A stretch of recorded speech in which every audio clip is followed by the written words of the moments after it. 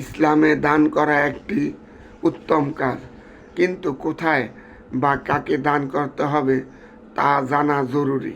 হাদিসে আছে ইবদাম বিমান তাউলু মিনকা, অর্থাৎ দান নিজের ঘর থেকেই শুরু করতে হয়, অর্থাৎ নিকটস্থ লোকের থেকেই দান শুরু করতে হবে।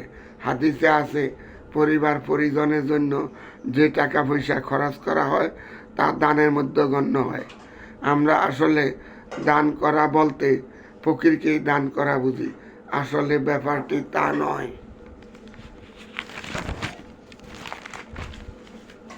প্রায় প্রত্যেকেরই আত্মীয় স্বজনের মাঝে, পাড়া প্রতিবেশীর মাঝে অনেক অসহায় দরিদ্র লোক আছে, কিন্তু লোক লজ্জার ভয়ে তারা মানুষের কাছে হাত পাততে পারে না। এই ধরনের লোক খুঁজে বের করে তাদের দান করা উত্তম কাজ। একটি নীতিবাক্য আছে, যত্রতত্র দান করে ভিক্ষাবৃত্তিকে উৎসাহিত করো না, কারণ অলস ও শ্রমবিমুখ লোক সমাজ, দেশ তথা পৃথিবীর জন্য এক বিরাট অভিশাপ।